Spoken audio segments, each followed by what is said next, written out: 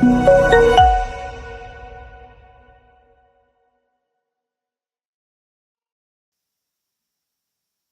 우리 시간 사도신경하심으로 주일 2부 예배 시작하도록 하겠습니다.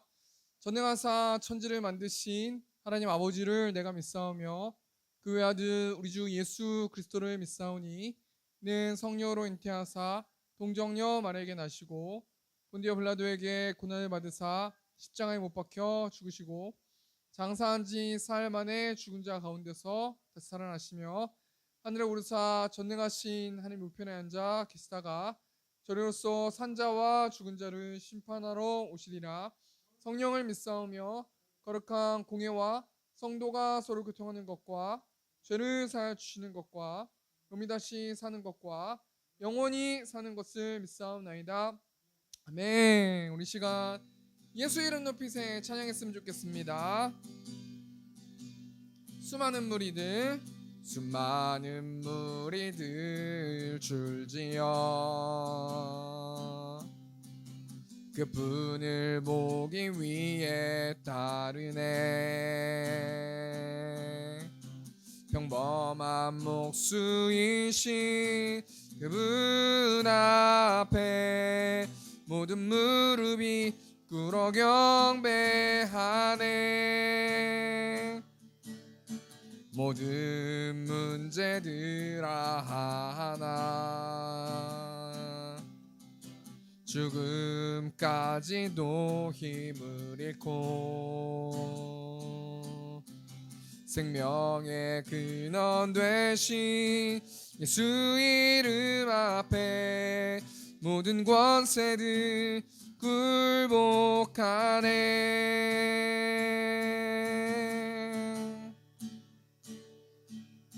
예수 이름 높이세 능력의 그 이름 예수 이름 높이세 구원의 그 이름 예수 이름을 부르는 자 예수 이름을 믿는 자 예수 이름 앞에 나오는 자 복이 있도다. 우리 2절 찬양했으면 좋겠습니다. 나의 계획이 실패하고 나의 소망이 끊어질 때 삶의 주관자 되신 그분 앞에 나의 무릎이 꿇어 경배하네. 나의 삶 그분께 맡길 때 비로소 나의 마음 평안해. 구원의 반석 대신 예수 이름 앞에 소리 높여 찬송하네.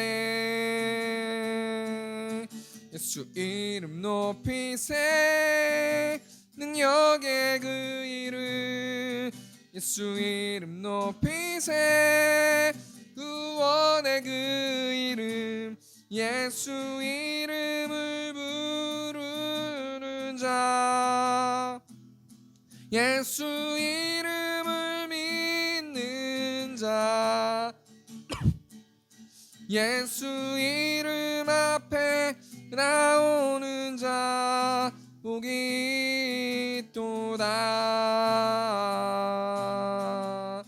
예수 이름 높이세 예수 이름 높이세 능력의 그 이름 예수 이름 높이세 구원의 그 이름 예수 이름을 부르는 자 예수 이름을 믿는 자 예수 이름 앞에 나오는 자 복이 있도다.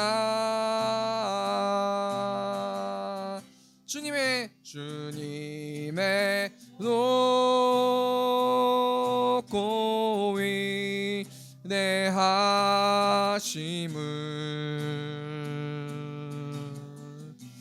내 영혼이 찬양하네.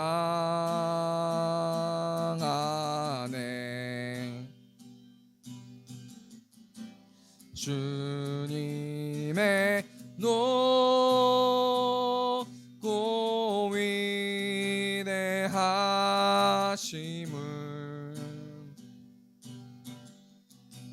내 영혼이 찬양하네. 다시 한번 주님의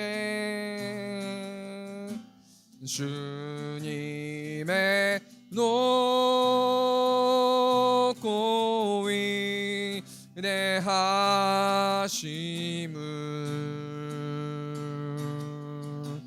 내 영혼이 찬양하네.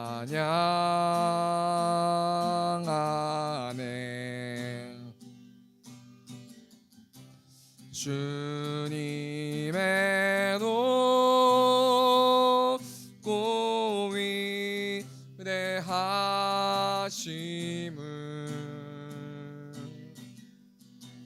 내 영혼이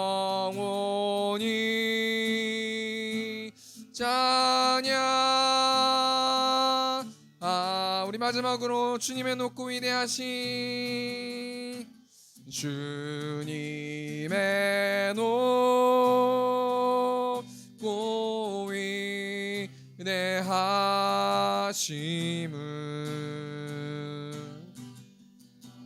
내 영혼이 찬양하네.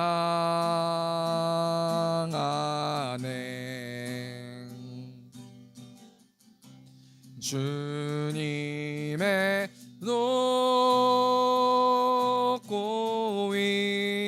위대하심을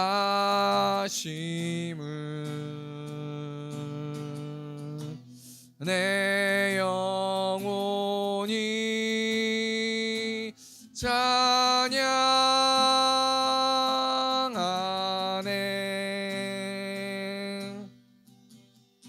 아멘.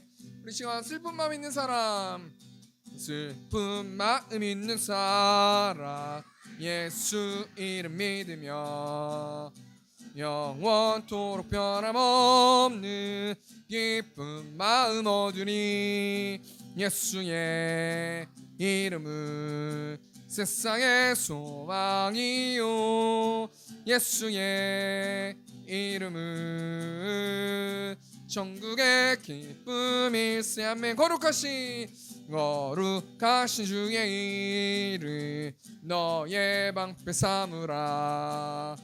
환난 시험 당할 때에 주께 기도드려라매. 예수의 이름은 세상의 소망이요, 예수의 이름은 천국의 기쁨일세. 아멘. 존귀하신 주의 이름 우리 기쁨 되도다. 주의 품에 안길 때에 기뻐 찬송 부르리. 아멘.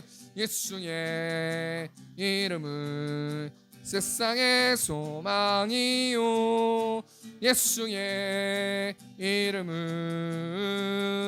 천국의 기쁨이스. 우리 갈 길 다간 후에 보좌 앞에 나아가 왕의 왕께 경배하며 멸류관을 드리리. 아멘. 예수의 이름은 세상의 소망이요, 예수의 이름은 천국의 기쁨일세. 예수의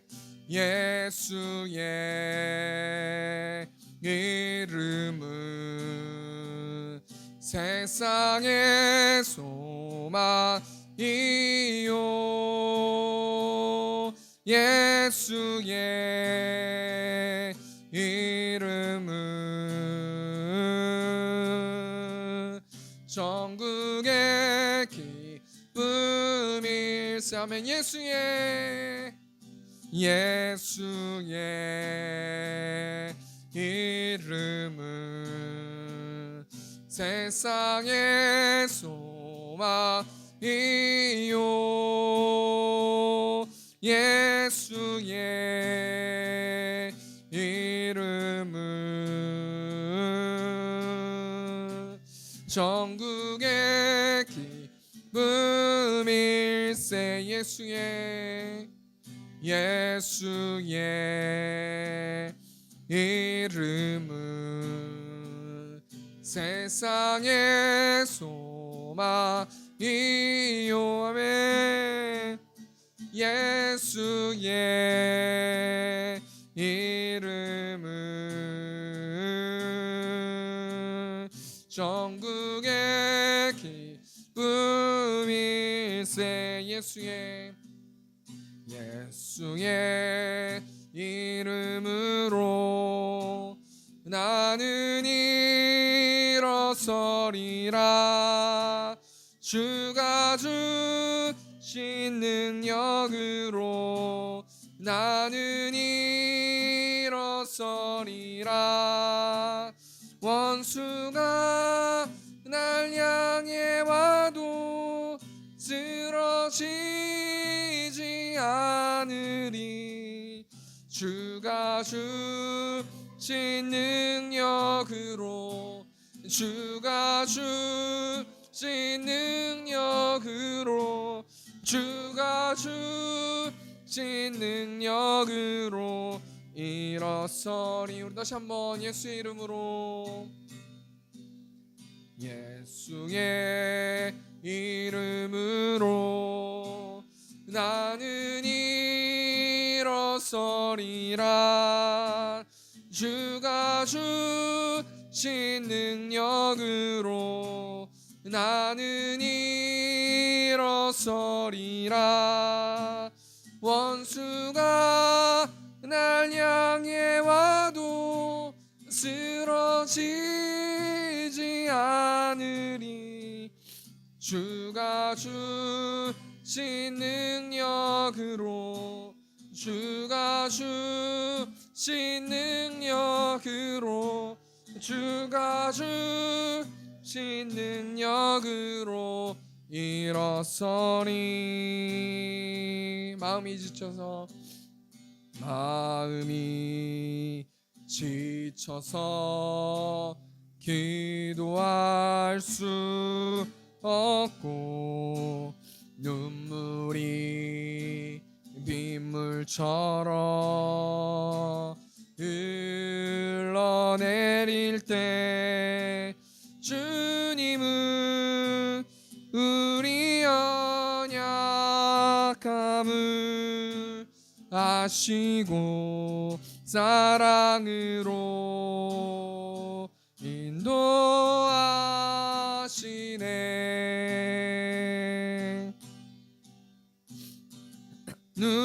누군가 널 위하여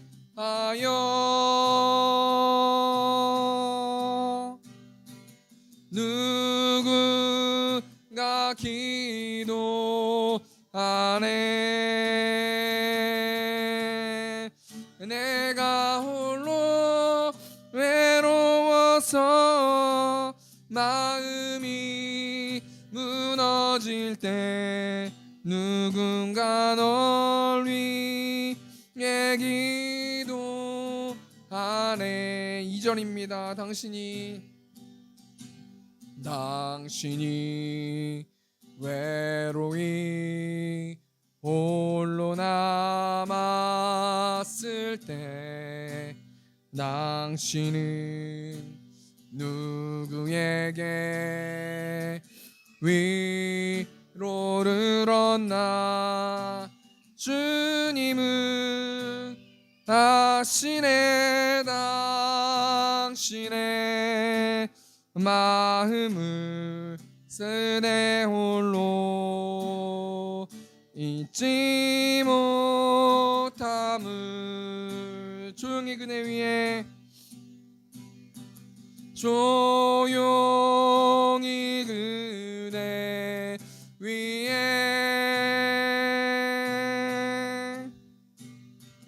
누구나 기도하네. 내가 홀로 외로워서 마음이 무너질 때 누군가 널 위해 기도하네. 내가 홀로 외로워서 내가 홀로 외로워서 마음이 무너질 때 누군가 널 위해 기도하네.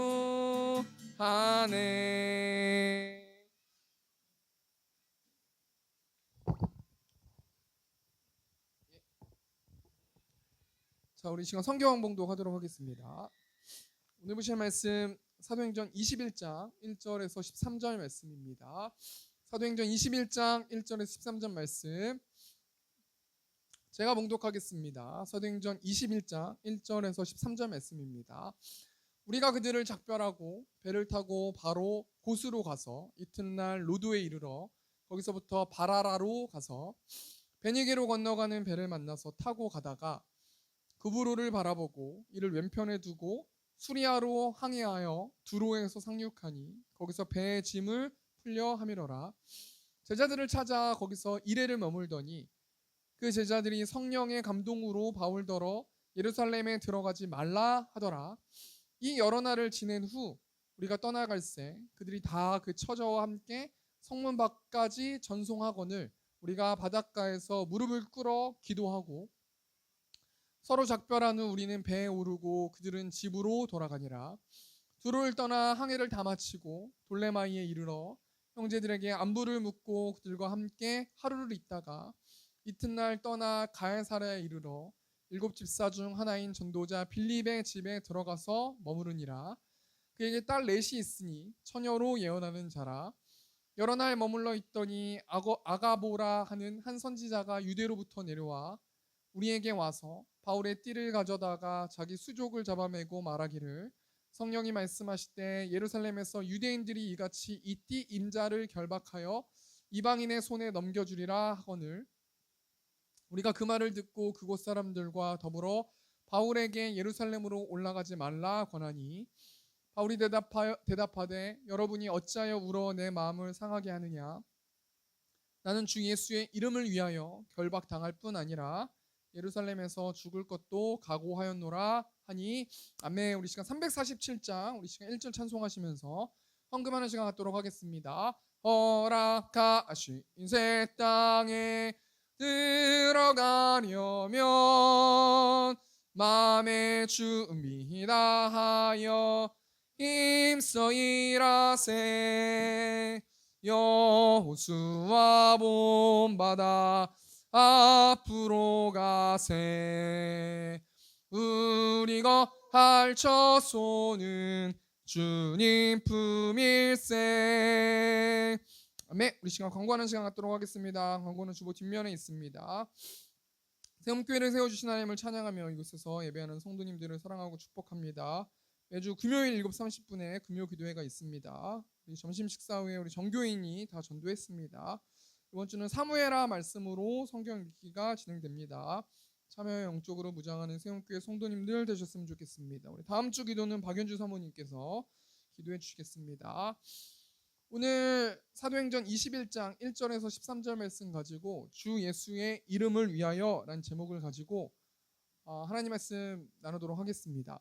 여러분 기네스북이라는 말을 들어보셨지 않습니까? 이 기네스북이라는 것은 1955년 영국의 휴 비버 경이라는 사람이 친구들과 이야기한 거예요. 가장 빨리 나는 새는 무엇일까 막 서로 알아보고 논쟁하고 하다가 우리가 어떤 그 기록들을 어떤 책으로 좀 담았으면 좋겠다. 그래서 기네스북이라는 것을 만들었다고 하는데 전 세계적으로 굉장히 신기한 기네스북들이 되게 많이 있더라고요. 그래서 제가 좀 찾아보니까 이 세상에서 가장 잠을 오래 안 잔 사람이 있는데 그 사람이 미국의 한 고등학생인데 랜드 가드너라는 학생이에요. 앞에 사진 보시면 지금 저 사람이 많은 시간을 잠을 안 자고 저렇게 이제 뭔가 이렇게 수면을 하려고 이렇게 유도하는 것 같은데 이분이 얼마나 잠을 안 잤냐면 11일 동안 11일 25분을 안 잤대요. 그러니까 이 사람은 물론 지금은 뭐 잠을 안 자는 거는 건강상 문제가 있다 그래서 이 기네스북에는 뭐 없어졌다고 하긴 하는데 이 사람은 어떻게 하면은 잠을 안 잘 수 있을까를 계속 연구하고 참아보고 노력하지 않았겠습니까? 왜 그렇습니까? 이 사람을 위해서 이 사람의 기록을 깨는 걸 원치 않기 때문에 밥만 먹고 어떻게 하면 잠을 안 잘까 이것만 생각했다라는 거예요. 또 기네스북 보면은 아이작 존슨이라는 학생이 있는데 이 학생은 앞에 화면 보시면은 입이 9.34cm를 벌릴 수 있대요. 제가 봤을 때 이건 노력했다기보다는 좀 타고난 것 같아요. 근데 이 학생이 밥만 먹고 뭐 하겠습니까? 자신의 신기록을 갱신하기 위해서 계속 입을 벌리고 콜라 이 PT병을 콜라로 이렇게 넣고 뒷부분을 해가지고 콜라로 넣고 뭐 사과도 넣고 테니스 공도 넣고 햄버거도 넣고 계속해서 입을 벌려가지고 자신을 위해서 자신의 기록을 위해서 열심히 노력하지 않겠습니까? 이 세상에는 수많은 사람들이 자신을 위해서 살아가는 사람들이 많이 있어요. 이 세상의 철학자들이나 또는 종교들 또는 여러 가지 어떤 가르침을 전파하는 어떤 사람들은 공통점이 뭐냐면 다 누구를 위해서 살라고 그럽니까? 자기 자신을 위해서 살라고 그래요. 우리 불교의 어떤 이 경전과 불교의 종교의 핵심이 뭐예요? 나를 열심히 노력해서 나를 뭔가 또 다른 부처가 될 수 있도록 나한테는 희망이 있다라는 거 아니겠습니까? 모든 사람들이 나라는 자아를 충족시키기 위해서 이 땅에서 열심히 SNS를 통해서 자신을 자랑하고 자신의 행복한 삶을 자랑하는 사람들이 굉장히 많이 있다라는 거예요. 그런데 여러분 오늘 본 말씀 보면은 사도 바울이라는 사람은 자기 자신을 자랑하는 사람이 아니라 하나님을 자랑하는 사람인데요. 우리 빌립보서 3장 8절 말씀 보니까 또한 모든 것을 해로 여김은 내 주 그리스도 예수를 아는 지식이 가장 고상하기 때문이라. 내가 그를 위하여 모든 것을 잃어버리고 배설물로 여김은 그리스도를 얻고. 여러분 지금 사도 바울이라는 사람은 나를 위해서 살아가는 자가 아니라 하나님을 위해서 살아가는 자기 때문에 이 예수 그리스도를 아는 지식, 한마디로 말해서 복음이죠. 예수님의 대속하심, 부활하심, 예수님을 통해서 하나님과 올바른 관계를 맺을 수 있다는 이 복음, 예수님을 통해서 천국을 갈 수 있다는 이 복음 하나가 굉장히 고상하기 때문에 난 이 땅에 있는 여러 가지 가치들, 가르침들, 여러 가지 뭐 돈, 재물 이런 것들을 다 배설물로 여긴다라는 거 아니겠습니까? 사도 바울은요 인생을 녹여서 예수 그리스도를 위하여서 하나님 나라를 위하여서 살아갔던 자가 사도 바울이라는 거예요. 여러분 그러면 우리가 이 말씀을 통해서 우리에게 질문을 해보는 거예요. 난 누구를 위해서 살아가는가? 한 줄을 생각해 보면은 생각이 앞뒤 차이거든요. 제가 뭐 평일에도 레슨을 하는데 그 레슨을 누구를 위해서 하느냐? 나를 위해서 하느냐? 알바하는 거니까 나를 위해서 내가 돈 받기 위해서 하면은 설렁설렁 가르쳐도 되겠죠? 나를 위해서 내가 돈 받기 위해서 하는 거니까. 근데 여러분 하나님 나라를 위해서 복음의 통로가 되게 하기 위해서 내가 알바를 하거나 레슨을 하거나 뭐 일을 했을 때는 그렇게 쉽지가 않은 거예요. 그러니까 본인만 아는 거예요. 내가 알바를 하든지 또는 일을 하든지 여러 가지 것들을 할 때 누굴 위해서 하느냐? 이 싸움을 우리가 한 주 동안 해야 된다라는 거 아니에요? 근데 중요한 게 뭘 얘기하고 싶은 거냐면 나를 위해서 살아가는 삶이 아니고 하나님을 위해서 살아가는 사람들의 공통점이 있는데 그 공통점이 무엇입니까? 우리 히브리서 11장 36절부터 38절 말씀. 또 어떤 이들은 조롱과 채찍질 뿐 아니라 결박과 옥에 갇히는 시련도 받았으며 돌로 치는 것과 톱으로 켜는 것과 시험과 칼로 죽임을 당하고 양과 염소의 가죽을 입고 유리하여 궁핍과 환난과 학대를 받았으니 이런 사람은 세상이 감당하지 못하느니라. 그들이 광야와 산과 동굴과 토굴에 유리하였느니라. 여러분 내가 복음의 정도의 길을 걸어가는 사람들은 한마디 한마디로 어떤 삶을 살아간다고 말합니까? 고난의 삶을 산다고 말해요. 여러분, 예수님의 제자들 보시면 다 행복하게 살았던 사람들이 없어요. 예수님의 12명의 제자 사도 요한 빼고는 11명이 다 죽었어요. 그냥 죽은 게 아니라 고난받으면서 죽고 순교하면서 죽고 굉장히 어려워하면서 죽었어요. 예수님의 제자들도 복음을 알고 저와 우리 성도들도 복음을 믿고 아는 사람들 아니겠습니까? 그래서 이 말씀이 우리 마음밭에 떨어졌다는 거는 우리가 한 주 동안 누구를 위해서 살아가고 있는가? 누구를 위해서 우리는 고난을 받고 있는가? 나의 욕심을 위해서 내가 고난을 받고 있는가? 하나님을 위해서 고난을 받고 있는가?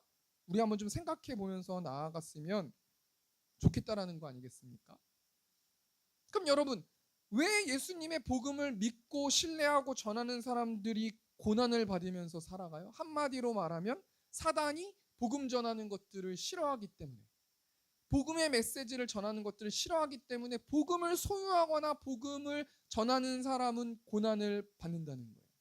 안수 집사님이랑 제가 집에 가면서 금요철화 끝나고 나서 픽업하면서 안수 집사님 그 얘기를 하시더라고요. 복음을 당당하게 선포해라, 복음만 전해라 라고 이렇게 피드백을 주셨어요. 저도 이 말씀 좀 생각해 보면서 하나님께 말씀 기도하고 좀 다짐했는데, 복음의 메시지가 있어야죠. 우리가 전도할 때도 그냥 교회 나와봐, 교회 재밌어, 교회 선물 줘, 이렇게 전도하는 게 아니라 복음의 메시지를 전해야죠. 예수님을 믿어야 하나님 나라의 시민이 되고, 원색적으로 복음을 전하고 그 원색적으로 복음을 전하는 그것을 준비하기 위해서는 고난을 감수하고 성령 충만해야 될 거라는 거예요. 그래서 우리 한 주 동안 무엇을 놓고 기도해야겠습니까? 하나님, 우리가 전도지를 돌릴 때 주위에 있는 이웃들에게, 친구들에게 복음을 전할 때 우리가 성령 충만할 수 있도록 인도해 달라고. 그래서 하나님이 그토록 원하시고 가장 기뻐하시는 복음을 전하는 통로가 될 수 있도록 인도해 달라고 우리가 좀 기도하면서 나아갔으면 좋겠는데요. 오늘 본 말씀 보면은 사도 바울이 지금 뭐 하고 있냐면 3차 전도 여행을 마쳤어요. 사도 바울은 3번에 걸쳐서 전도 여행을 하지 않습니까? 첫 번째는 1차 전도 여행 때는 2240km를 이동했고, 2차 전도 여행 때는 5600km를 이동했고, 3차 전도 여행 때는 5500km를 이동했어요. 그러니까 13000km, 만몇 킬로를 배를 타고 걷고 하면서 복음을 전하면서 이동하다가 지금 이제 어디로 가려고 합니까? 예루살렘이라는 곳으로 가려고 한다라는 거예요. 여러분, 오늘 말씀 보면 예루살렘으로 지금 가길 원하고, 이 예루살렘으로 가는 여정 속에서 사도 바울이 수많은 지역을 지났다가 또 수많은 사람들을 만나고 결국엔 예루살렘으로 가는 그 여정이 나와 있는 그 말씀이 오늘 사도행전 21장 말씀인데요. 그럼 우리가 한번 생각해 볼게. 사도 바울은 안디옥 교회로부터 파송을 받았잖아요. 이 안디옥 교회라는 곳은 이방인들을 위해서 복음을 전하는 전초기지가 되는 교회란 말이에요. 그럼 여러분, 사도 바울이 자신이 파송받았던 안디옥 교회로 가야 되는데 왜 사도 바울은 안디옥 교회가 아니라 에베소에서 왜 예루살렘으로 가야 되는가? 왜 예루살렘으로 가야 되는가? 그 이유가 2가지가 있는데요. 첫 번째는 뭐냐면 예루살렘 교회를 위한 헌금을 전달해야 되기 때문이에요. 한마디로 말해서 사도 바울이 전도 여행을 하면서 수많은 교회가 세워진 곳에서 헌금을 받았어요.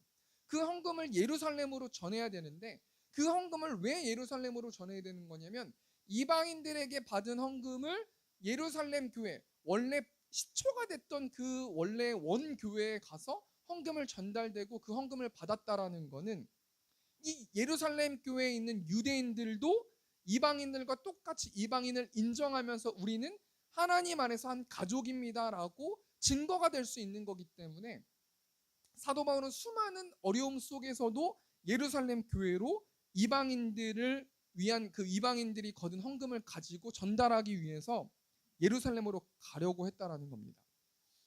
또 2번째로 사도 바울이 왜 예루살렘으로 가야 되는가? 결론부터 말씀드리면 로마로 가기 위해서인데요. 여러분, 사도 바울이 왜 로마로 가야 됩니까? 로마의 총독과 로마의 왕들과 로마의 귀족들과 수많은 사람들에게 복음을 전하기 위해서, 또 하나님께서 사도 바울을 이방인들에게 복음을 전하는 사역자로 삼으셨기 때문에 그 인생을 녹여서 이 사도 바울의 학식과 지혜와 여러 가지 어떤 것들을 이용해서 이방인들, 로마에 있는 어떤 리더십들에게 복음을 전하게 하기 위해서 사도 바울이 성령에 이끌려서 성령에 매여서 로마로 가야 되기 때문에 예루살렘으로 간다라는 거예요. 우리 사도행전 20장 22절 말씀 보니까 보라 이제 나는 성령에 매여 예루살렘으로 가는데 거기서 무슨 일을 당하는지 알지 못하노라. 여러분, 지금 사도 바울은 성령에 매여 있는 사람이에요. 여러분, 사도 바울만 성령에 매여 있습니까? 우리도 성령에 매여 있어요. 23절 말씀 보니까요. 오직 성령이 각 성에서 내게 증언하여 결박과 환난이 나를 기다린다 하시나. 여러분, 지금 사도 바울은 예루살렘으로 갈 때 결박이 있고 환난이 있고 고난이 있는다는 사실을 알고 있어요. 그럼에도 불구하고 사도 바울은 성령에 매여서 성령에 강권적으로 매여서 예루살렘으로 가고 있다는 거예요. 저는 이게 되게 어떤 말인지 알 것 같아요. 제가 목사 안수를 받기 전에 이렇게 목사들은 하나님께 매인다라고 하잖아요. 그래서 뭐 코로 뚫어가지고 이렇게 메어진다라고 그런 이야기를 많이 하는데 저는 하나님께 메어진 게 있는데 저는 공황장애로 메어 있어요. 제가 하나님께 죄를 짓거나 자범죄를 짓거나 하지 말라는 걸 계속하면 바로 저는 공황장애가 오거든요. 제가 제일 무서워하는 게 공황장애고 제가 하나님께 신학교를 졸업하고 목사가 되기 전에 지옥을 좀 보여주세요 라고 기도했던 적이 있거든요. 천국을 좀 보여주세요. 천국을 좀 못 받고 지옥을 좀 보여주세요 라고 했을 때 뭐 지옥을 제가 본 건 아니지만 그 공황장애의 어떤 증세가 왔을 때 아, 지옥의 한 0.00001%는 그런 고통이 있겠구나라는 생각이 표면적으로 알았거든요. 그러니까 매인다라는 거는 내가 하기 싫어도 하나님이 무섭기 때문에 성령 하나님이 나를 나도 모르게 이끌기 때문에 성령 하나님에 매어서 내가 이걸 하지 않으면 안 될 것 같다라는 그 매임이 있기 때문에 사도 바울은 예루살렘으로 여정으로 가고 있다라는 거 아니겠습니까? 우리 24절 말씀 보니까 사도행전 20장 24절 보니까 내가 달려갈 길과 주 예수께 받은 사명 곧 하나님의 은혜의 복음을 증언하는 일을 마치려 하면은 나의 생명조차 조금도 귀한 것으로 여기지 아니하노라. 여러분, 사도 바울의 사명이 뭐냐면 이방인들을 위해서 복음을 전하는 사명이 있어요. 여러분, 우리는 사도 바울처럼 이렇게 살진 못해요.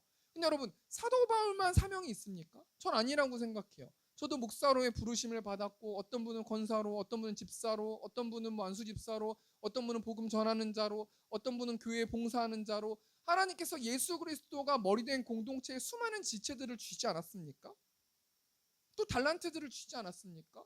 또 많은 주위에 있는 사람들을 알 수 있도록 만날 수 있도록 어떤 관계십들을 주시지 않았습니까? 우리가 우리의 어떤 사명을 잘 감당하고 있는가? 사도 바울은 하나님의 은혜의 복음을 증언하기 위해서 생명조차 아깝지 않다라고 고백하는데 나는 하나님의 나라를 위해서 무엇을 하고 있는가? 우리가 한번 좀 생각해 보아야 할 거라는 거예요. 우리 25절 말씀 보니까 보라 내가 여러분 중에 왕래하며 하나님의 나라를 전파하였으나 이제는 여러분이 다 내 얼굴을 다시 보지 못할 줄 아노라. 지금 사도 바울은 이제는 에베소에 돌아올 수 없다는 사실을 알고 있는 거 아니겠습니까? 그리고 하나님의 나라를 위해서 사도 바울은 예루살렘에 들렸다가 로마로 가야 되는 그런 스케줄, 그런 계획에 맞춰서 자신의 육체를 치면서 하나님 나라를 위해서 지금 예루살렘으로 가고 있다라는 거예요. 여러분, 우리가 이 말씀 중에서 뭘 생각해 봐야 됩니까? 우리 예수님이 떠오르는 거 아니겠습니까? 예수님이 십자가를 지시기 위해서 겟세마네에서 그렇게 눈물 뿌리고 눈물이 피가 될 정도로 기도하시다가 십자가의 사명을 감당하시고 수많은 사람들을 만나시고 십자가에서 못에 박히시고 수많은 어떤 그 과정들이 떠오르지 않습니까? 여러분, 십자가의 길은 고난의 길이라는 거예요. 예수님 믿는 삶은 고난의 삶이에요. 예수님 믿는 삶은 이 땅에서 행복을 누리는 삶이 아니고요. 예수님 믿는 삶은 하나님 나라 그곳에서 우리가 행복하기 위하여서 그 천국을 준비하고 상급을 준비하는 그것이 십자가의 길이지 이 땅에서 내가 잘 먹고 잘 살기 원해서 예수님을 믿는 것은 아니다라고 우리가 한번 생각해 보아야 할 거라는 겁니다. 우리가 이런 상황 가운데서 오늘 본 말씀 통해서 하나님이 우리에게 주신 영적 교훈이 무엇인지 두 가지만 생각해 보고 적용하고 마쳤으면 좋겠는데요. 첫 번째로 하나님께서 우리에게 주신 영적 교훈이 뭡니까? 우리 1절 말씀 보니까 우리가 그들을 작별하고라는 단어가 있습니다. 그러면 작별한다라는 건 뭐 한다는 거예요? 이별한다는 거예요. 이제 못 만난다라는 거예요. 그리고 1절 보니까 배를 타고 바로 고스로 가서 이튿날 로도에 이르러 거기서부터 바라라로 가서 지금 세 지역을 지나가고 있어요. 에베소에 있는 장로들과 작별했어요. 그럼 에베소는 3년 동안 사도 바울이 교육했던 곳이 에베소잖아요. 두란노 서원이라는 곳에서 에베소에서 3년 동안 가르쳤단 말이에요. 근데 그들과 작별했어요. 그리고 배를 타고 고스로 가서 로도에 이르러서 바다라로 가서 2절 보니까 베니게로 건너가는 배를 만나서 타고 가다가 3절 보니까 구브로를 바라보고 쭉 해서 어디에 상륙해요? 두로라는 곳에 상륙해요. 그러니까 에베소에서 두로라는 곳까지 이동했다라는 거 아니겠습니까? 그리고 두로에서 4절 말씀 보면은 7일을 머물게 되고 그곳에서 예수님의 제자들을 만나게 되죠. 그리고 또 그들과 작별하고 5, 6절, 7절 보니 지나서 7절 말씀 보니까 두로를 떠나 항해를 다 마치고 돌레마이에 이르러 형제들에게 안부를 묻고 그들과 함께 하루를 있다가 8절 보니까 이튿날 떠나 가야사랴에 이르러 7 집사 중 하나인 전도자 빌립의 집에 들어가서 머무니라. 여러분, 첫 번째로 하나님께서 우리에게 주시는 영적 교훈이 뭐냐면요, 사도 바울은 예루살렘으로 가기 위해서, 그러니까 쉽게 말해서 자신의 사명을 위해서 수많은 사람들과 작별했다라는 거예요. 하나님께서 우리에게 주신 영적 교훈이 뭐냐면요, 사명을 이루기 위해서는 세상과 작별해야 된다는 거예요. 이 땅엔 영원한 게 없잖아요. 근데 사명을 이루기 위해서 사명을 방해하는 것들이 있는데 그 방해하는 것들과 작별해야 된다는 거예요. 여러분, 지금 사도 바울은 에베소 교회 장로들하고 헤어졌죠. 또 두로라는 곳에서 또 예수님의 제자들을 만났다가 일주일 동안 있다가 또 헤어지지 않았습니까? 또 두로를 떠나서 돌레미아에 이르러서 형제들의 안부를 묻고 하루 동안 있다가 또 헤어졌단 말이에요. 그러니까 여러분, 수많은 사람들하고 교제하고 나누고 서로 사랑하고 여러 가지 것들을 할 수 있었는데 사도 바울은 예루살렘으로 가는 그 사명 때문에 작별하는 일들을 했다라는 거 아니겠습니까? 그럼 우리는 한 주 동안 살아가면서 무엇하고 작별해야 되는가? 제가 예전에 초등학교 때 설교를 들었는데 그때 전도사님이었나 목사님이었나 이 얘기를 하는 거예요. 우상에 대해서 이야기하다가 본인이 심리 테스트를 하나 하겠다는 거예요. 그러면서 심리 테스트 내용이 이래요. 자신이 배를 타고 가다가 내가 이제 무인도에 도착할 거기 때문에 이 배에 10가지를 실으라는 거예요. 그래서 막 쓰래요. 제 기억나요. 그래서 뭐도 싫고 뭐 음식도 싫고 아무거나 괜찮나요? 아무거나 다 괜찮습니다. 그러면서 10가지를 쓰라고 하더라고요. 그래가지고 배에다가 이렇게 썼어요. 그러더니 풍랑이 왔습니다. 하나를 버리세요.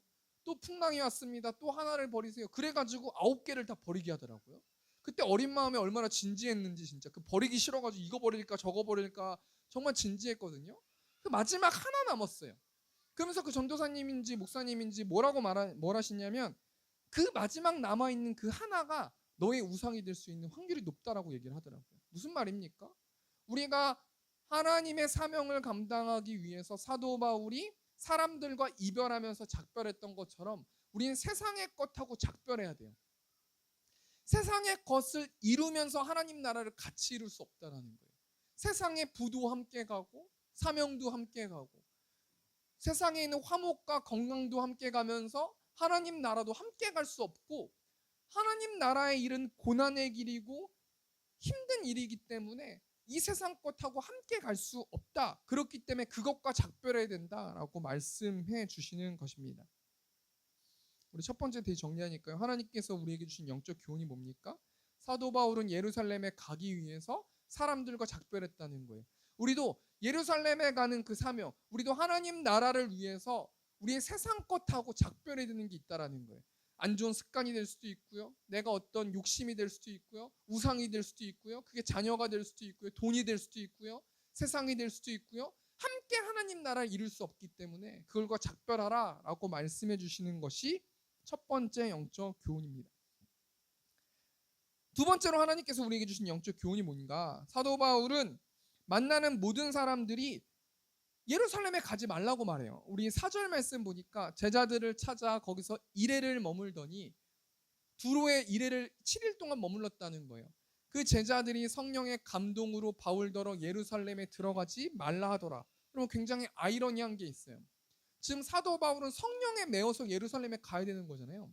근데 여러분 지금 두로에 있는 몇 명의 예수님의 제자들이 성령의 감동을 받아서 바울더러 예루살렘에 들어가지 말라는 거예요. 여러분 바울더러 예루살렘에 들어가지 말라라는 거는 바울이 거기 들어가면 죽기 때문에 예루살렘에 들어가지 말라는 거예요. 사도 바울도 성령에 매었고 여기 있는 사람들도 성령의 감동이 되어서 예루살렘으로 가지 말라고 하는 거 아니겠습니까?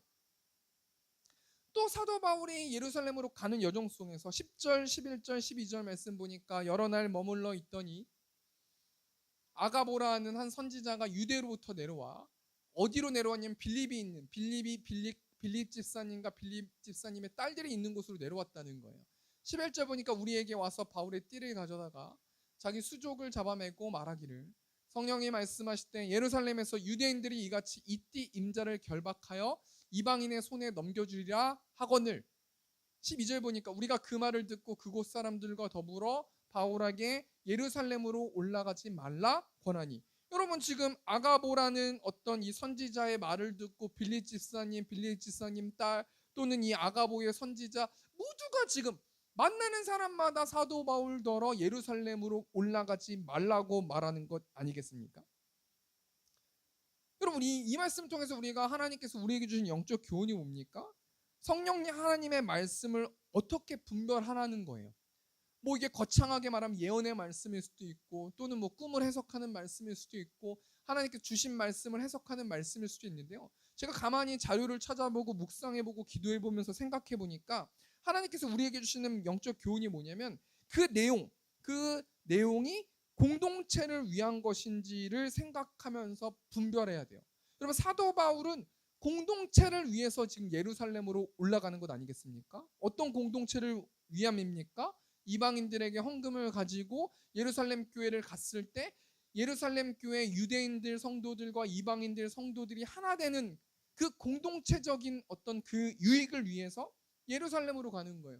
또 여러분 사도 바울이 예루살렘으로 올라가는 이유는 로마에 있는 수많은 사람들에게 복음을 전하기 위해서 하나님 나라를 확장하기 위해서 예루살렘으로 올라가는 거 아니겠습니까? 근데 여러분 지금 두로에 있는 사람들 아가보 선지자 빌립의 어떤 집사님 빌립 집사님의 딸들은 지금 사도 바울대로 왜 예루살렘으로 올라가지 말라고 말해요? 이 사도 바울의 개인적인 신변 때문에 건강 때문에 사도 바울이 아깝기 때문에 올라가면 죽습니다. 올라가면 안 됩니다. 라는 개인적인 어떤 그 말을 가지고 해석한다라는 거 아니겠습니까? 그러니까 한마디로 말해서 예언이라는 거는 개인적인 게 아니라 공동체적이라는 거예요. 여러분 꿈을 꾸지 않았습니까? 하나님께서 꿈을 통해서 말씀해 주세요. 여러분 하나님의 자녀들이 성경을 안 보면 하나님께서 여러 가지 것들로 계시해 주셔야 되는데 사람들을 통해서나 문화를 통해서나 꿈을 통해서 말씀해 주실 수 있죠?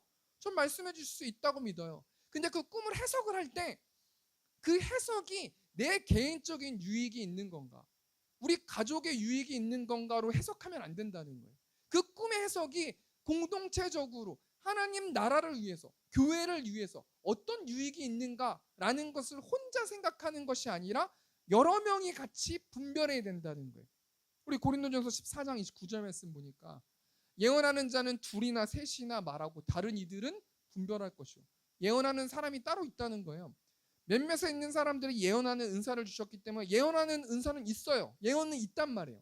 근데 그 예언의 한 사람 말을 따라서 그 사람이 이렇게 말했다고 해가지고 모든 사람들이 아멘하면서 그 사람 말을 따르는 것이 아니라 예언하는 사람들이 교회 공동체에게 말씀하고 그 말씀을 서로 분별하고 기도하고 대화하고 나누고 어떤 사람은 말씀을 통해서 어떤 사람은 어떤 관계적인 것들을 통해서 어떤 사람은 기도를 통해서 같이 분별하고 나눠야 되는 것이 예언인 것이지 내 개인적인 유익을 위해서 하나님께서 이거 말씀해 주셨어. 꿈을 통해서 말씀해 주셨기 때문에 우린 이렇게 해야 돼 라고 그렇게 해석하면은 위험할 수 있다라고 생각해 볼 수 있는 것입니다. 우리 두 번째로 하나님 우리에게 주신 영적 교훈이 뭡니까?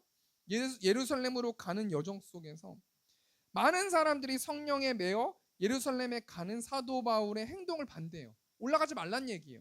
근데 여러분 예언해 준 거 아니겠습니까? 근데 그 예언은 공동체적으로 해석해야지 개인적으로만 해석하면 안 된다. 그리고 고린도전서 14장 29절 말씀처럼 교회에 둘이나 셋이 예언하고 다른 이들은 같이 분별하고, 이 말씀이 교회를 위한 말씀인지 개인의 안위를 위한 말씀인지를 분별해야 된다라고 말씀해 주고 있는 것입니다. 우리 말씀을 정리하겠습니다. 지금 사도 바울은 예수 그리스도의 이름을 위해서 예루살렘으로 올라가고 있어요. 여러분, 복음을 전하는 일은 고난받는 일이에요. 그런데 이 땅에서만 고난받는 일인 거지, 하나님 나라에서는 그 복음을 전한 것이 하나님을 흡족해 하는 일들이고, 하나님을 기쁘시게 하는 일들이고, 하나님의 마음을 시원케 해드리는 일이 복음을 전하는 일이라는 거예요. 그럼 그것을 이 논리를 바꿔서 생각해 보면, 내가 지금 세상적인 것에 매여서 복음을 전하지 못하고 있다면 하나님이 나의 한 주 동안의 삶을 보면서 얼마나 탄식하고 계실까, 얼마나 걱정하고 계실까, 얼마나 씁쓸해하고 계실까라는 것을 생각해 보아야 할 거라는 겁니다. 우리가 이 말씀을 적용하면서 한 주 동안 우리가 어떻게 살아야 되는가, 우리 336장 3절 찬송 가사 보니까요, 성도의 신앙 본받아 원수도 사랑하겠네, 인자한 언어 행실로 이 신앙 전파하리라, 성도의 신앙 따라서 죽도록 충성하겠네. 우리가 성도예요. 사도 바울도 성도고 우리도 성도예요. 우리가 한 주 동안 어떻게 성도답게 살아가야 되는가? 물론 복음을 전하면서도 살아가야죠. 근데 원수를 사랑하면서, 복음을 전하면 원수가 생기기 때문에 그 원수를 사랑하면서 영적 전쟁하라. 또 복음을 전하면 여러 가지 분쟁이 생기기 때문에 너의 언어에, 너의 입술에 파수꾼을 세워서 이 신앙을 끝까지 전파하면 하나님께서 하나님 나라에 들어갔을 때 상급을 주실 것이고 칭찬해 주실 것이다 라는 말씀입니다. 우리 3절 찬송 부르시고 우리 시간 기도하고 축도로 마치겠습니다. 성도의 신앙 본받아 원수도 사랑하겠네, 인자한 언어 행실로 이 신앙 전파하리라. 성도의 신앙 따라서 죽도록 충성하겠네. 아멘. 우리 시간 통성으로 좀 기도했으면 좋겠습니다.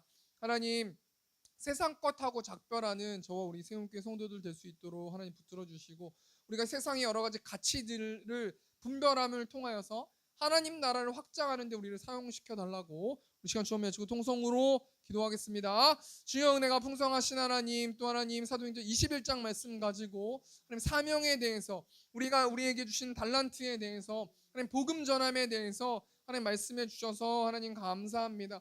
하나님은 복음을 전하는 자들의 발걸음을 기뻐하시고, 또 반대로 생각해 볼 때 복음을 전하지 않는 사람들의 발걸음을 탄식하시고 답답해하시고 걱정하신다라고 말씀해 주셔서 하나님 감사합니다. 매일의 삶 가운데서 인자한 언어를 가지고 원수를 사랑하는 마음을 가지고 영적 전쟁에 승리하면서 나아갈 수 있는 저 우리 세움교회 성도들 될 수 있도록 하나님께서 아버지 붙들어 주시고 하나님께서 함께하여 주시옵소서. 그 말씀 예수님의 이름으로 기도합니다. 사랑이 많으신 하나님, 또 헌금 드린 손길이 있습니다. 헌금 가운데 축복하여 주시고 30배, 60배, 100배로 채워주시고 육적인 복 또한 누릴 수 있도록 하나님 붙들어 주셔서 자로나 우로나 치우치지 않고 나의 재물이 하나님이심을, 하나님 것임을 믿고 당당하게 나아가는 저와 우리 세움교회 성도들 될 수 있도록 하나님께서 붙들어 주시고 하나님께서 함께하여 주시옵소서. 이제는 우리 주 예수 그리스도의 은혜와 하나님 아버지의 극진하신 사랑하심과 성령 하나님의 내주교통 역사하심이, 그럼에도 복음을 전하길 원하는 이곳에 있는 회중들의 머리 위에 이제로부터 영원토록 함께 있을지어다. 아멘.